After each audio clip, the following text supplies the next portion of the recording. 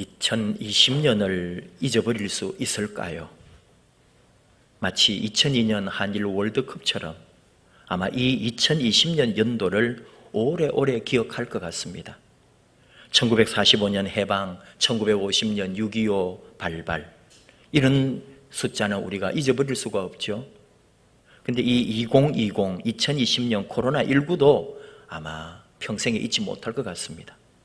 사스도 있었고요, 신종플루도 있었고 메르스도 겪어봤지만 이때의 이 연도들은 그 당시에 수고했던 종사자들 외에는 우리는 다 까먹었거든요.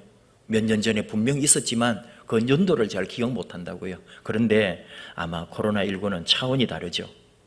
올 한 해뿐만 아니라 내년까지도 영향을 미칠 것이다, 이런 말들이 들려오고, 그러니까 백신이 개발되기 전까지는 무슨 말이 나올지, 어떤 주장들이 난무할지 너무 또 현혹되어서 그럴 필요는 없죠.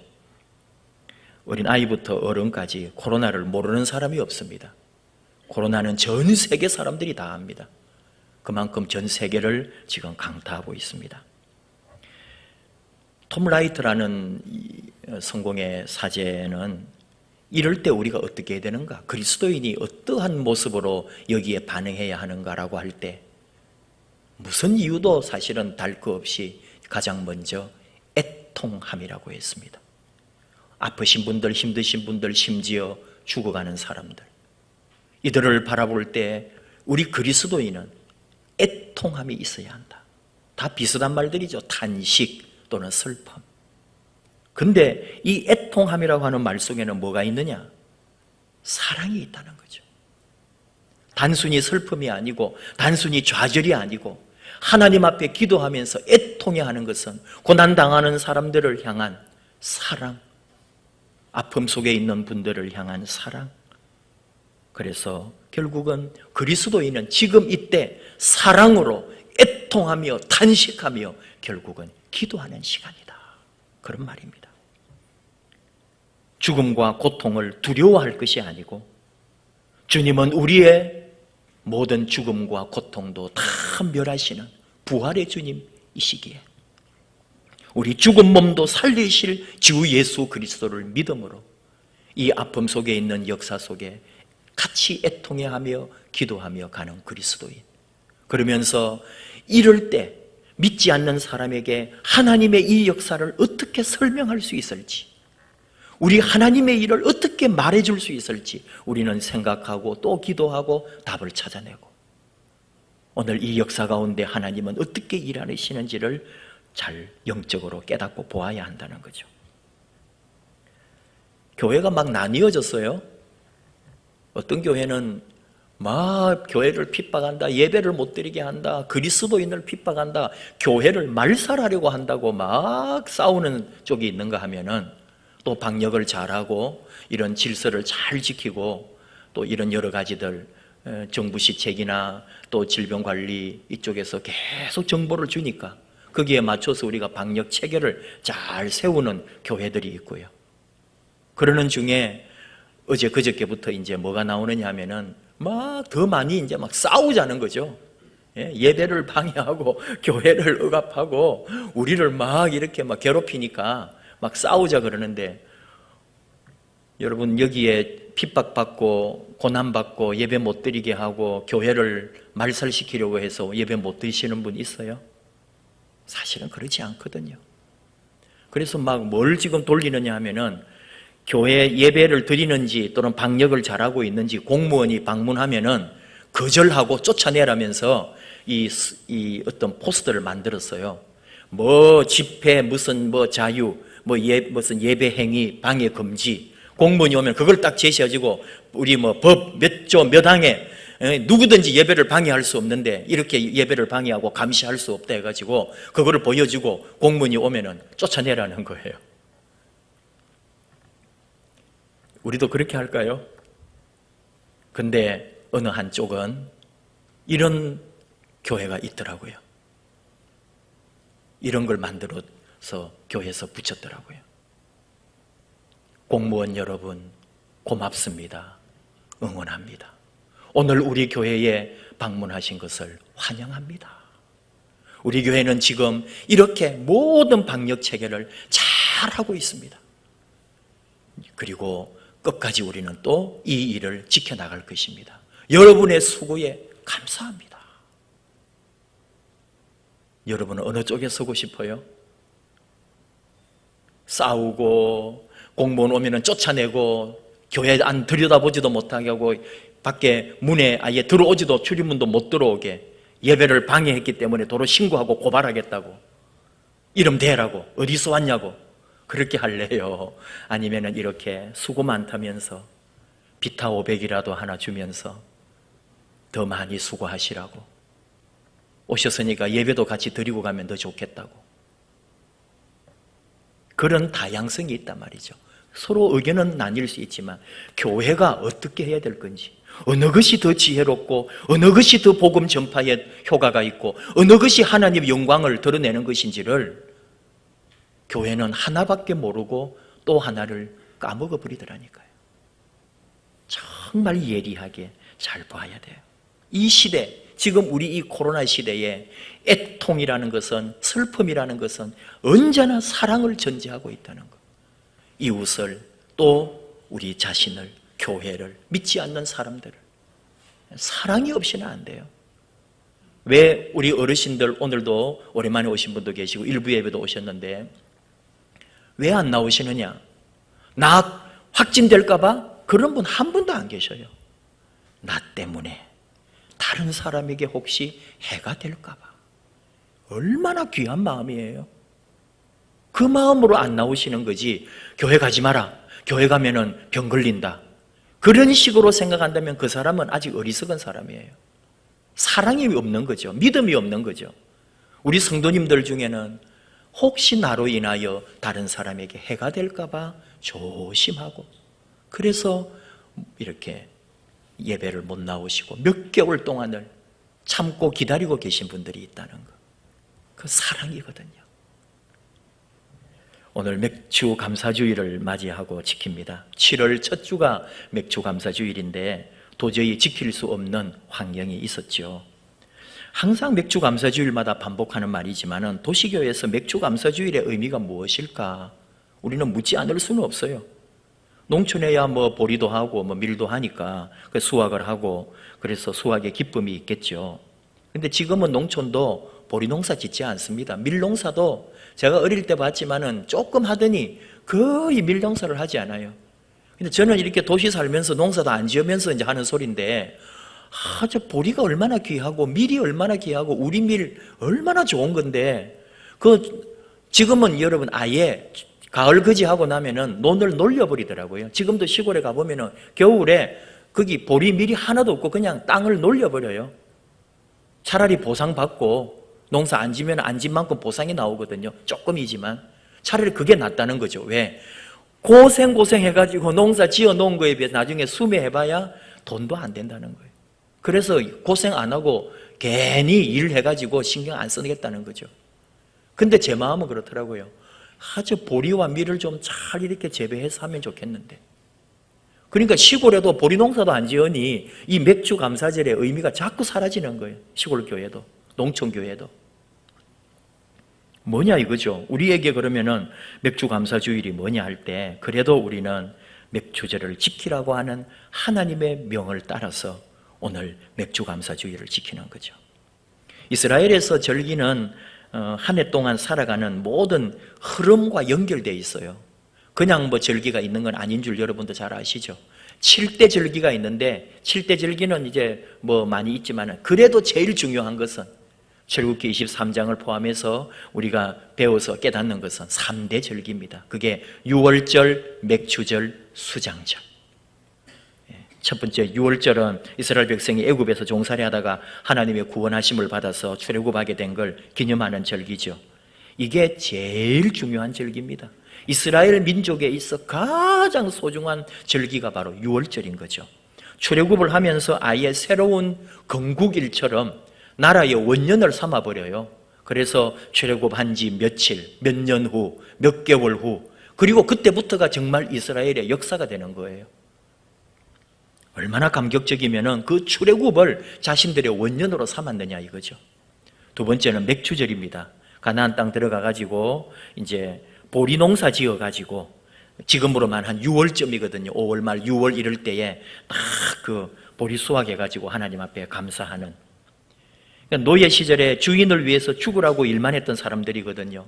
농사를 아무리 짓고 그 나일강 변에서든지 어디서든지 노예로 생활하는데 내 건 없잖아요.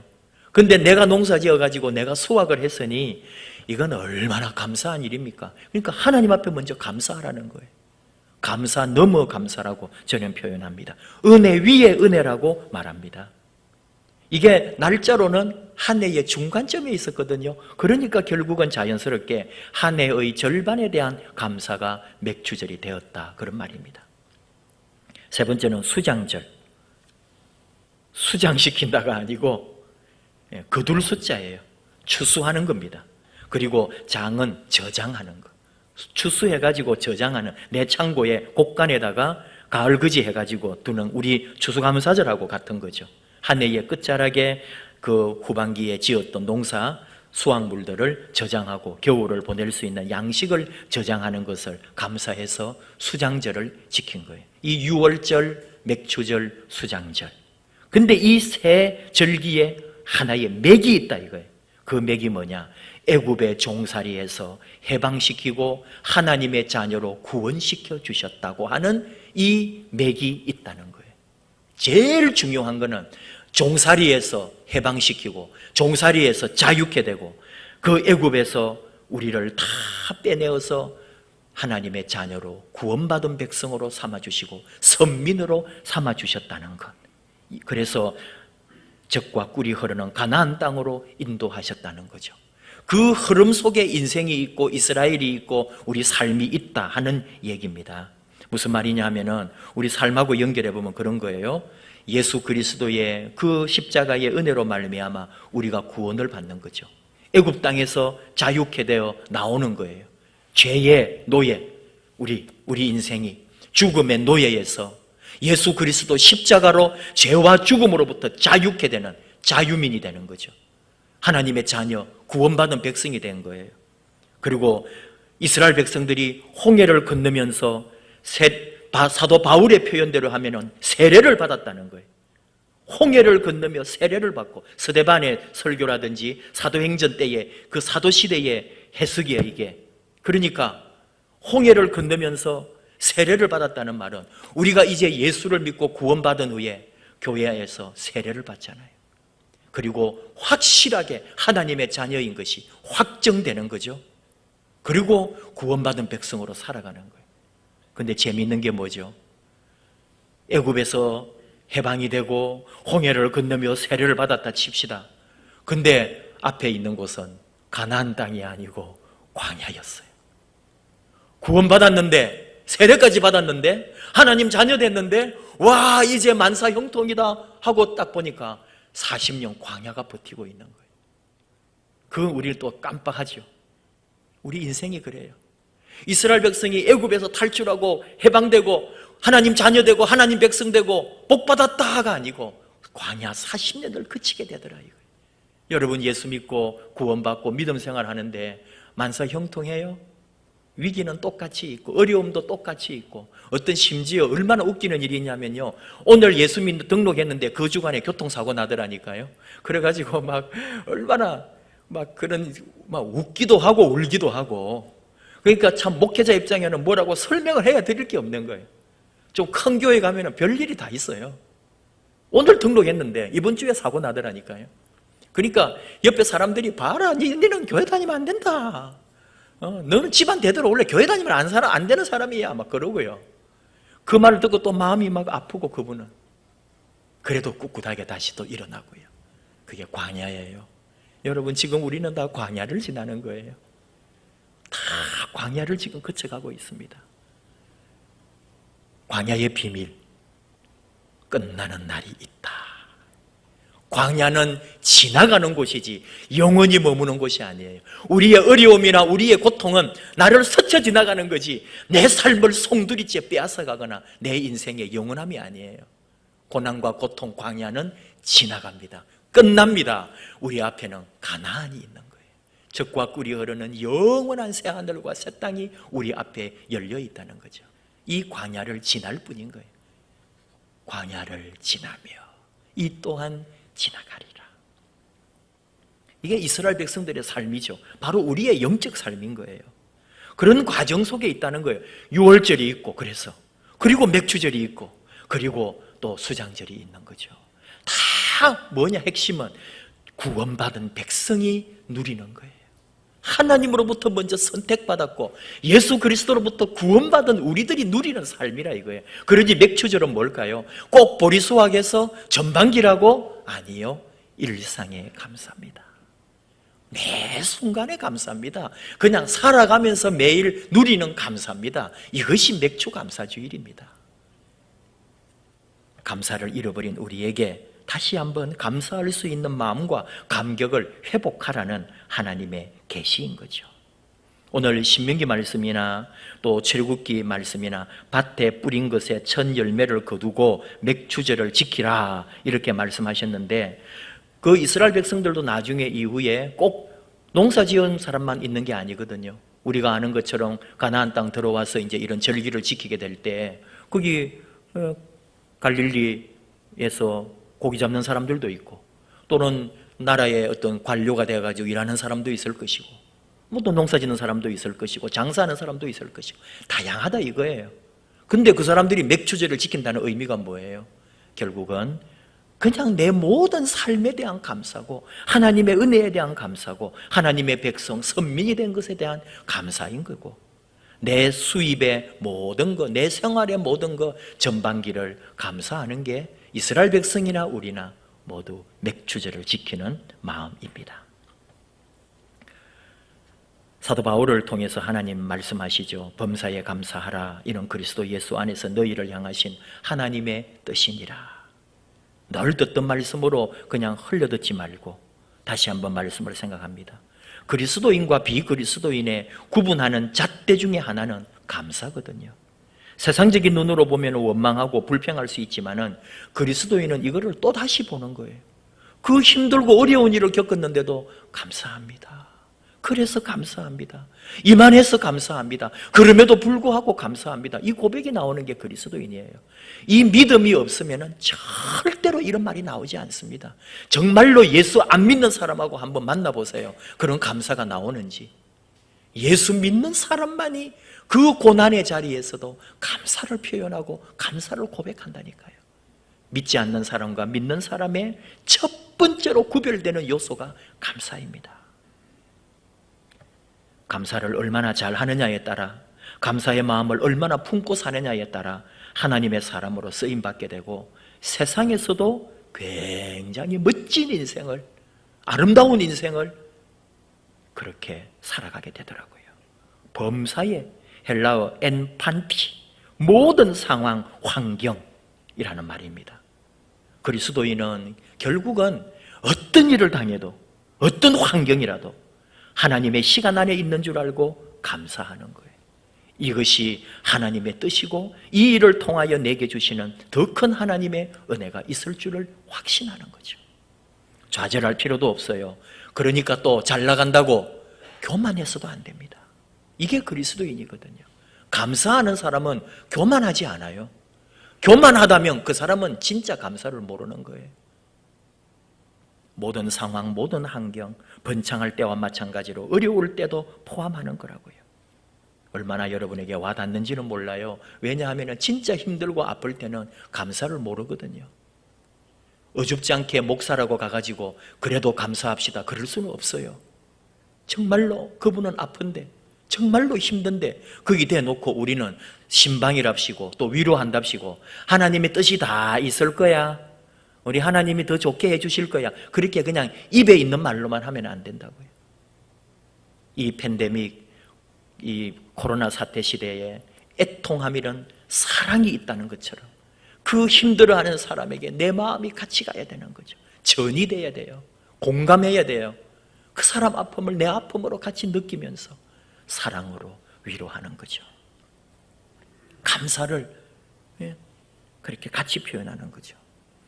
그리스도 예수 안에서 우리를 향하신 하나님의 뜻이라고요. 감사하는 게 뭐냐 하면은 하나님의 뜻이 뭐냐? 예수님 말씀합니다. 요한복음 6장 29절. 하나님의 일, 하나님의 뜻은 하나님의 아들을 믿는 일이라고요.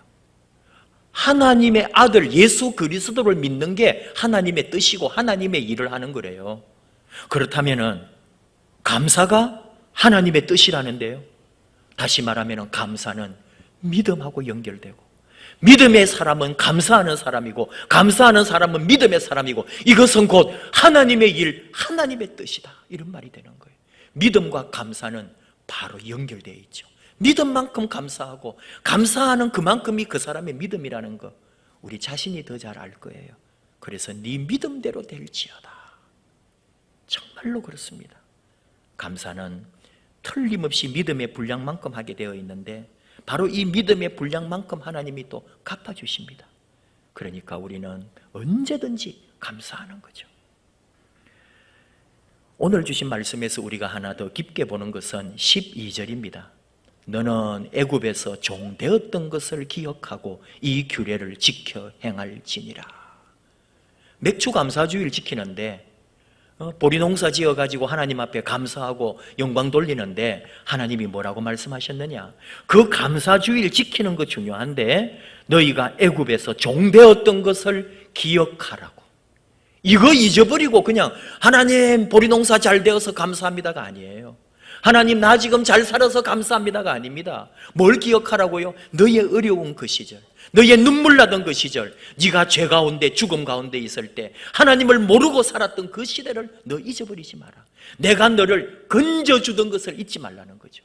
네가 구원받은 그 순간을, 네가 예수 믿고 하나님 앞에 돌아온 그 순간을 기억해라, 그런 말입니다. 그래서 앞에 11절 말씀에 쭉 나오죠. 자녀나 노비나 레위인이나 객이나 고아나 과부나 모두가 다 감사할 수 있도록 그렇게 쉬게 해주고 함께 감사하라고. 부려먹고 일시켜서 내가 부자 됐다고 내가 감사한 게 아니고 그 모든 일꾼들과 직원들과 함께 감사할 수 있도록. 그러면 어떻게 되겠어요? 그 사람들로부터 존경받는 그런 사장님이 돼야 되잖아요. 그 마음. 왜? 나도 종되었으니까, 나도 저런 시절이 있었으니까, 하나님이 구해주시지 않으면 나 그대로 지금 노예니까 하나님의 그 은혜, 하나님의 구원하심을 잊지 마라, 그런 말씀이에요. 이 팬데믹 시간에 많은 우리 목회자들을 향해서 세미나나 또는 가르쳐주는 내용들이 지금이 철호의 기회라는 말을 많이 합니다. 교회가 다시 변화될 수 있는, 분명히 변화될 것이고 분명히 바뀔 거는 틀림없는데 어떻게 변화되고 어떻게 바뀌어가고 이 다음 세대 교회를 어떻게 만들어 가야 될지, 만약에 우리가 그대로 목회를 하고 있으면 뭐 하랴 바쁘고 정신없어서 계획이고 뭐 연구도 없어요. 근데 지금 신방하고 싶어도 못해요, 모임하고 싶어도 못해요. 뭐 하겠어요? 다음 교회를 생각하라는 거죠. 지금이 철호의 기회다. 지금 준비하지 않으면 다음이 없는 거예요. 우리 다 지금 긴장하고 있습니다. 저희 목회자뿐만 아니라 우리 장로님들도 굉장히 지금 관심이 많고, 저희 또 목회자들 모임에서도 이 다음 교회를 어떤 식으로 변화시켜 갈지 하나님의 뜻 앞에 우리 정말로 지금 민감하게 우리도 반응하면서 또 연구하고 개발해 내야 되는 거예요. 그런 시간인 거예요. 그러면서 막 이 생각 저 생각이 얼마나 많은지 모릅니다. 그러는 중에 이 맥주 감사주일 벌써 7월 그때부터도 참 하나님의 그 은혜에 대한 감사, 제 삶에서 제 어린 시절부터 지금까지 살아오면서 이런 것 저런 거 많은 시간들이 온갖 게 다 지나가는 거예요. 그러면서 힘들거나 어려웠던 것들은 다 어떻게 했는지 사라져버리고 고맙고 감사하고 좋았던 것들만 계속 생각이 나면서 감사합니다. 그런 고백이 계속 나오는 거예요. 뭐가 좋아졌을까요? 그렇지 않습니다. 뭐가 뭐 더 풍성해졌나요? 그런 거 아니에요. 그런데도 살아온 시간마다 모든 것 돌아볼 때마다 감사한 게 많다 이거죠. 우리 부모님 어릴 때부터 그 부모님께서 태어났기 때문에 제가 그렇게 자라왔을 거고, 어릴 때부터 모 교회 그냥 교회 마룻바닥에서부터 온 교회 뒷마당 앞마당 뛰어다니면서 자랐고요. 중학교 고등학교 시절에 얼마나 같이 기도하고 그 학생회 활동했던 동료들, 친구들, 선배들, 그 눈물로 그때 받은 은혜의 힘이 수십 년을 유지하고 있고요. 그리고 대학 시절 공부하고 했던 홀로 객지에 나가서 한 번씩 눈물 나고 서럽고 힘든 시간도 있었지만은 그 4년 동안 객지에서 혼자 살면서 공부할 때 그것도 하나님께서 함께해 주셔서 시골의 삶이라는 게 저희 집이 뭐 그렇게 가난하지는 않아도 학생 마음은 그렇거든요. 내 힘으로 내가 등록금을 하면 더 좋겠다 그런 거 있잖아요. 그래서 학교 장학금 반 받고 교회에서 저에게 반을 줬어요. 4년 동안 열심히 한다고. 그 교회가 조금 특별한 교회였기 때문에 제가 뭐 아동부에서부터 교회 모든 거 문 열고 문 닫는 것까지 제가 했었거든요. 대학 교회를. 지금 생각을 해보는 거예요. 우리 때는 등록금이 53만 원이었어요. 80년대 대학 때 등록금이 53만 원이었는데 지금은 평균 한 400만 원 정도 되잖아요. 이과나 다른 데로 가면은 뭐 한 500까지도 될 수 있고, 또 그냥 이제 학기에는 뭐 300 얼마에서 400 얼마 이 정도, 뭐 한 400이라고 친다면은 교회에서 저에게 학기마다 200만 원을 준 거예요. 우리 교회에서 200만 원 줄 수 있을까요? 다 주는 건 아니죠, 물론. 그때 우리 교회도 저하고 누구 한 명 정도 그렇게 챙겨줬어요. 근데 사실 여러분 적은 돈 아닙니다. 지금 우리 청년들 중에 열심히 하는 교사나 충성하는 어떤 그런 사람이 있으면은 학기당 한 200~300만 원 딱 교회에서 장학금으로 한두 명, 우리 교회 형편 정도면 두세 명 정도 이렇게 준다면은 여러분, 아이고 잘합니다. 그렇게 할 수도 있지만 와 하고 놀라실 거예요. 근데 제가 그런 은혜를 입었다니까요. 저는 지금도 그렇게 주고 싶어요. 다 교회가 여건이 그렇게 안 되니까 이제 어려움이 있는 거죠. 근데 제가 그렇게 자랐거든요. 그러니까 얼마나 감사해요. 그냥 부모님은 제 자취비만 주면 되는 거예요. 그런 거, 그 다음에 신학대학원 한 번만에 다 합격해서 더 이상 뭐 걱정할 필요 없이 당당하게 신대원 수업하고, 그럼에도 불구하고 또 2년을 휴학을 했어요. 2번을. 1년 하고 1년 쉬고, 2학년 마치고 또 1년 쉬고. 그 상황이 또 있지 않겠어요? 그때 얼마나 어려운지 몰라요. 마음에 신학을 하는 것이나 목회자에 가는 길이나 저 자신의 어떤 여러 가지 갈등들 속에서 고민하면서 그 아까운 3년 신학대학원 시절을 저는 5년 만에 졸업을 했거든요. 근데 지금 생각하면은 너무 감사해요. 그 시간, 그 쉼, 또는 그 쉬면서 여러 가지로 고민하면서 뭔가를 다른 일을 찾아보았던 그런 순간순간들이 다 제 인생의 경험이고 감사하고, 그것이 은혜더라 이거죠. 목회도 마찬가지예요. 교회, 얼마나 어려운 교회 한번 경험했는지 모릅니다. 한 번씩 제가 눈물 나는 이야기 여러분에게 해드릴 때가 있잖아요. 근데 그게 감사라니까요. 정말로 어마어마한 감사예요. 목회의 자원, 내 목회에 어떤 일이 있어도 흔들리지 않는 어마어마한 내공을 쌓아준 교회가, 나에게 그렇게 고통을 준 목사님, 그 교회거든요. 미움 없어요. 하나도 밉거나 뭐 싫은 마음 없어요. 그때도 없었고 지금도 없어요. 그냥 나는 당했을 뿐이지. 근데 하나님이 이렇게 길 인도하셔서 안양에 부목사로 왔다가, 그 다음 이제 우리 교회 또 부목사로 왔다가, 또 바로 이웃 교회가 분쟁이 일어나서 어디 다른 데면은 제가 다니면 갈 수 있었겠어요? 그냥 이웃 교회다 보니까 니 한번 가서 좀 시끄럽다 그러니까 설교 한번 해줘라. 간 김에 서류도 내라. 그래가지고 된 거예요. 그래서 그냥 우리 교회 1년 있다가 그냥 담임 목사로 그 젊은 나이에 가서 열심히 교회 아주 행복하게 목회도 잘, 거기에서 또 경험한 것들이 우리 교회 또 와서 얼마나 또 감사하겠어요. 이것저것 다. 그냥 이렇게 하나님 은혜 속에 순간순간에는 어려움도 있었던 것 같지만 딱 돌아보면 감사합니다. 감사하지 않는 게 없는 거예요. 그냥 전부 감사해요. 우리 성도님들도 얼마나 감사한지요. 여러분, 간혹 저는 우리 성도님들께 다 이렇게 잘 사시는 분들은 걱정이 없어요. 힘드신 분이 있거든요. 다 여러분에게 말 못하기도 하고 그런 사람들이 있어요. 그래서 간혹 이렇게 신방을 가거나 찾아오신 분 중에 얘기 들어보면은 이거는 사람이 겪을 일도 아니고 인생에 정말 왜 이런지 듣는 사람이 못 견디겠어요. 근데 뭐라는지 알아요? 목사님, 그래도 감사합니다. 제가 할 말이 없어요. 그럴 때 제가 어떤 순간인지 알아요? 제가 그때 우리 교회가 어쩌고 내 몸이 어쩌고 막 교회는 어떻게 하며 그렇게 제 나름대로 막 엉뚱한 걱정하고 있을 텐데 우리 성도님이 오셔서 나하고는 비교도 안 되는 어려움을 겪으면서 목사님 그래도 감사해요 그러는데 제가 그냥 한 방 얻어맞은 것처럼 정신이 번쩍 들어요. 이건 내가 그냥 편해가지고 혼자서 그냥 배부른 고민하고 있구나 나는. 저런 분은 저런 고통 속에서도 감사를 말하는데 그러면서 제 자신을 다시 보면은 얼마나 감사한지. 한 사람 한 사람 우리 성도님들 우리 교회 내 지금 살아가는 이 모든 것이 얼마나 감사한지 정신이 번쩍 들고 다시 일어나는 거예요. 주여 주여 감사합니다. 감사합니다. 이게 교회입니다. 이게 성도들의 모습입니다. 이게 그리스도인입니다.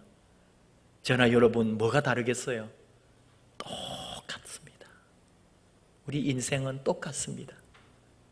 예수 잘 믿고 하나님 앞에 감사하는 것, 그것이 하나님의 일, 하나님의 뜻이래요.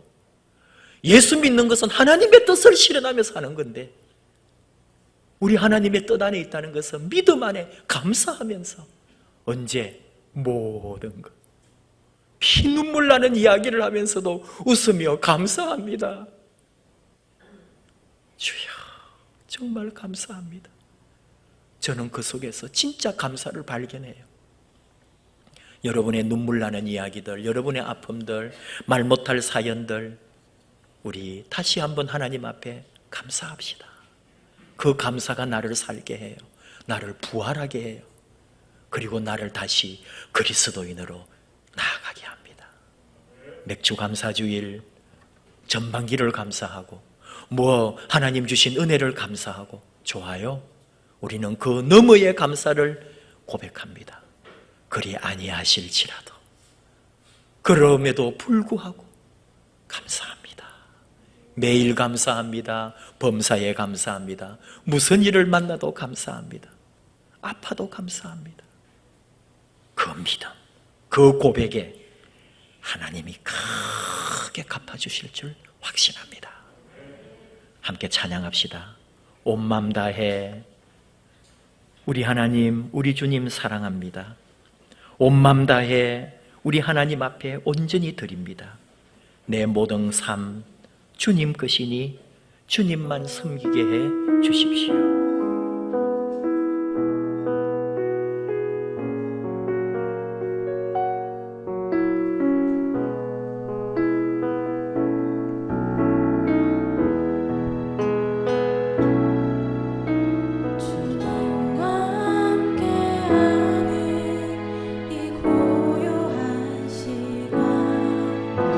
주님의 보좌 앞에 내 마음을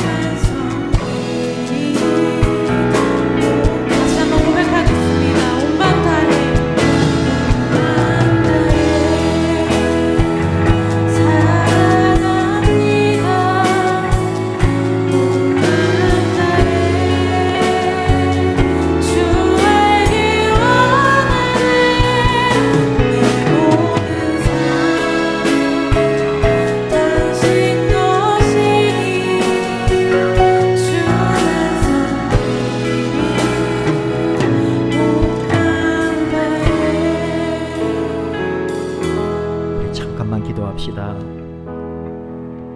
내 모든 것 아시는 우리 아버지, 다 이해할 수 없을 때라도 감사하는 우리들 되기 원합니다. 우리 하나님께 모든 것 맡기고 우리 하나님 따르고 우리 하나님 사랑하고 우리 하나님 더 알기 원하고 내 모든 삶, 내 인생 우리 하나님 것이니 나는 오늘 우리 하나님만 섬기기 원합니다. 감사만 있기를 원합니다. 내 온 마음 다해 하나님 사랑합니다. 우리의 이 믿음, 우리의 이 사랑 고백하면서 내 평생 범사에 감사하는 존재로 우리 하나님께 감사를 높여드리는 존재로 살기 원합니다. 결단하며 주여 부르고 같이 기도합시다. 주여.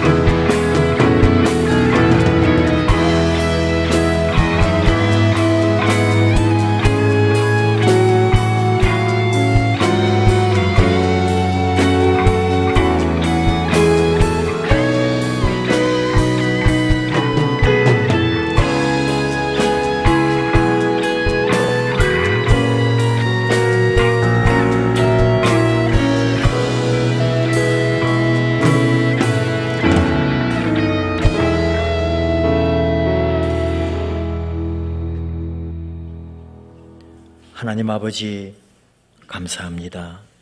맥추제를 지키면서 전반기 하나님 지켜주신 그 은혜 감사하면서도 그보다도 더 매 순간마다 지키시고 좋은 것으로 우리를 만족해 하시며 하나님의 그 은혜의 자리, 구원받은 백성으로 믿음으로 살게 해주신 그 놀라운 은혜로 말미암아 감사하며 살게 해주셔서 감사드립니다. 평생의 감사를 잃어버리지 않도록 우리 하나님 앞에 언제나 감사를 노래하며 감사를 고백하며 감사함으로 나아가는 사랑의 자녀, 하나님의 구원받은 자녀, 우리 하나님으로부터 택함받은 하나님의 사람들로 저희들을 세워주시옵소서. 우리 교회에 하나님 세워주신 거 감사하고 이렇게 귀하고 사랑스러운 주님의 형제자매들을 모아주셔서 아름다운 공동체를 이루게 해주셔서 감사합니다. 서로 사랑하고 서로 섬기고 서로 중보하면서 하나님의 그 크신 은혜를 같이 나누고 힘들 때, 아플 때, 기쁠 때나 좋을 때나 언제든지 우리 하나님 찬양하고 하나님의 영광을 노래하는 아름다운 감사의 백성들로 삼아 주시옵소서. 온 마음 다하여 우리 하나님 사랑, 하나님 은혜 더욱 찬양하오니 받아주시고 영원토록 우리 안에 감사의 고백이 식어지지 않도록 복에 복을 더하여 주시옵소서. 예수님 이름으로 기도하옵나이다. 아멘.